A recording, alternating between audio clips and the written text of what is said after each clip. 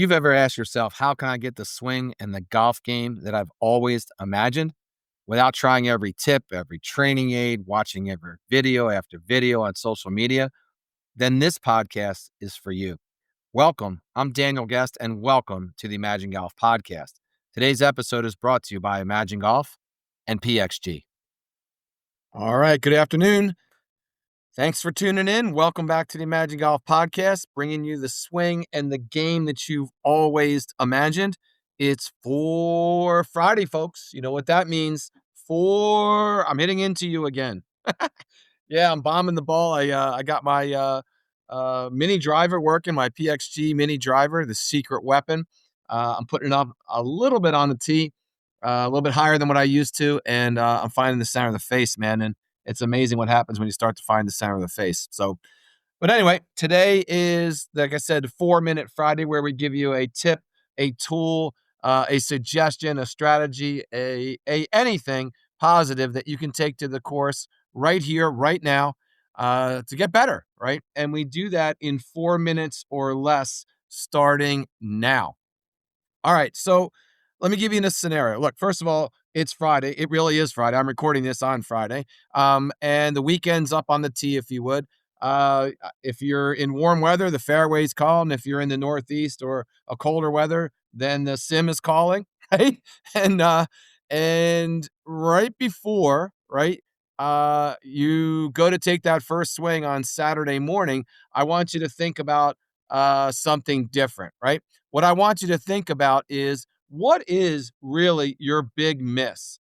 I want you to think about whenever you're playing, wherever you're playing, outdoors or indoors, practicing or not practicing, try to leave that session with understanding what your big miss, right? And the reason I say that, man, I had a week full of, and I'm actually just going to call it what it is, an absolutely tragic, right, week for a lot of students, right? Not that we weren't able to turn them around. We're always able to turn them around. But what I mean by tragic is, I'm not even exaggerating. Out of the 40 some students I had this week, I had at least half of them, right, that were working on the wrong problem, that said they were doing things that they weren't even remotely doing, right? And I know that's a lot of you out there. You have no earthly idea on exactly what you're doing wrong. And for that reason, you're not getting any better, right? Let me give you an example, right? This guy came in. He had just hit 200 balls 2 days prior, right? And he walked away from hitting those 200 balls worse, way worse than when he started. And he went in with a plan on a piece of paper. He was going to work on his over-the-top swing because the week before he was slicing everything, right? So he knew he was coming over the top and he was going to fix it. And 200 balls and an hour and a half later, right? It's worse than ever, right? Here's a scenario, right? If you don't know, right, what you're doing, you are going to do it wrong, right? And you're not even, let's use the coming over the top scenario, right? So let's say that same guy, I don't know that he did this, but let's say he did this, right? He comes off that round where he's slicing everything. He jumps onto YouTube or jumps onto social media and he types in, I don't know, how to fix a slice, right? Probably the number one, search, golf related probably, right? So he hits that and he sees a bunch of videos, and I'm doing air quotes, of pros, right? And he picks on one, right? And then he picks the one and says, you're coming over the top, so you need to drop your hands, more from the inside, right? And that's exactly what the guy did. He wrote it down, right? He goes to the range. He's grinding on dropping his hands from the inside. And before you know it, 50 balls in, he's hooking it, or he's finding the heel way more than he used to. And even worse than all that, the dreaded S word, he's shanking it. So he went from slicing the ball now to shanking it, right? And by the way, the slice wasn't, he could play the majority of it. It was just, driving him crazy. No one can play a good shank, right? There's no such thing as a good shank, right? And here's why this happens. You are fixing the symptom, not the cause. And I think most people know that. They just don't know how to find the actual cause, right?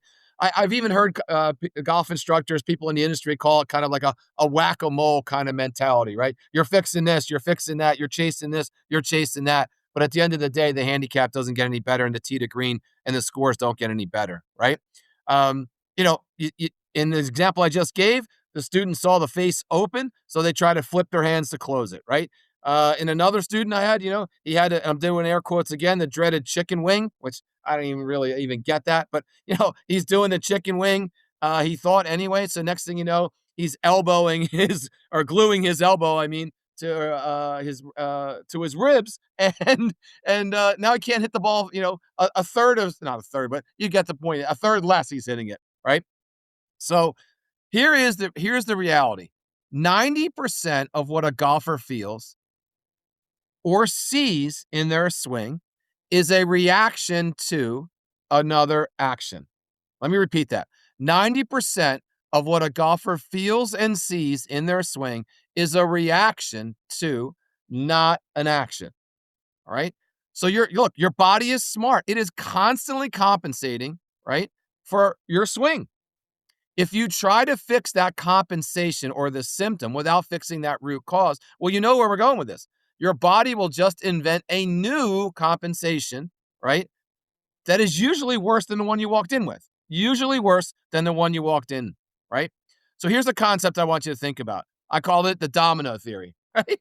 If you had 4 dominoes, right? And let's say domino 1 is your grip, domino 2 is your setup, domino 3 is your takeaway, and then down the road, domino 10 is that chicken wing. Again, whatever the heck that is, right? If you spent all your time trying to fix domino 10, that chicken wing, you're fighting a losing battle because dominoes 1 through 9 have already fallen, for lack of a better, right? And pushed it to get to the 10, right? So you know where I'm going with this. You have to work on the earliest or biggest fault in the chain. Point paragraph, all right? So I've had many, many, many, many students, right, that I could give real world examples, right, who they're desperately trying to fix an over the top move, and for months, right, and then I look at their swing and their grip is crazy weak, right. It's so far to the left, the club face has got no chance of turning over, right, or squaring, I should say, right. So the over the top move wasn't really the fault. In fact, it was the only thing saving many of these guys from being able to play, right? But when you fix the grip, as an example, in this scenario, like that big domino or the big miss, suddenly the face is square.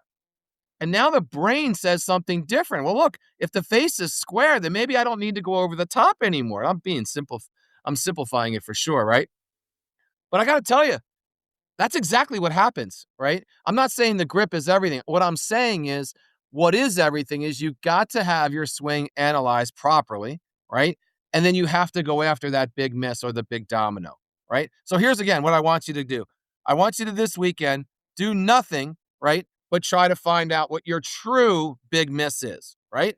I want you to stop all the random tips. I want you to stop the towel drills underneath your arms, all that garbage, because it is garbage. I want you to record your swing from about 6 to 8 to 10 feet behind you. Get the camera about waist high and get the camera facing on your hands down the line. All right. And record your swing because you certainly cannot fix what you cannot see. Right. I want you to look at your setup. Right. How is your grip? How is your stance? Is your back 90 degrees to the shaft? Right. Is your spine 90 degrees to the club shaft at address, as an example? All right. Take a face on picture. Take a look at your grip. Is it too strong? Is it too weak? Can you see, all 5 knuckles? And there's only 4 of them, but I get it. You get my point, right? So what'll happen is you'll start to find and pick things that maybe are bigger challenges than what you thought they were, and start there. And heck, if you can't find the fault or don't know what it is, send me your video. I'll tell you what it is in a heartbeat, right? I'll tell it to you. You'll get the video back in 24 hours. I'll annotate over it. I'll write on it. I'll put a big circle on it, right? And that's what you'll have to work on, right, for the next 3 weeks, because it takes about 3 weeks to fix anything. So that's it. If you just did that this weekend, right, you'd be better for it. You'd be thanking me for it. And who knows, maybe you start taking lessons from us. All right, man, that's all I have. I'll see you next week. Thanks for listening. Hit the follow button wherever you get your podcasts. All right, then. That's today's podcast. Thanks for tuning in. Hit the follow button wherever you get your podcasts and be sure to check out our site, imaginegolf.com. Check out our YouTube page at Imagine Golf, and we're on all the social media platforms on the same at Imagine Golf.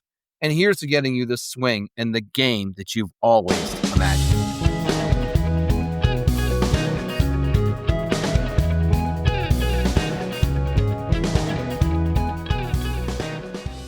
Hey, Daniel here. Look, let's be honest. We all have that one golfer in our one or two golfer in our lives who is one bad round away from throwing a club, snapping a shaft, or even worse than yet, buying new clubs for a bad golf game. Or maybe even that golfer is you. This holiday season, stop guessing and start getting better. Right now at Imagine Golf, we're offering up to 20% off all golf lessons and gift cards through the end of the year.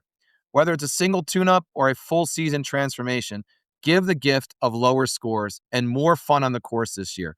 Because at the end of the day, a better swing lasts way longer and a better game than just a box of balls. Visit imaginegolf.com today and grab your gift cards and save. Imagine Golf, because golf just doesn't have to be that hard.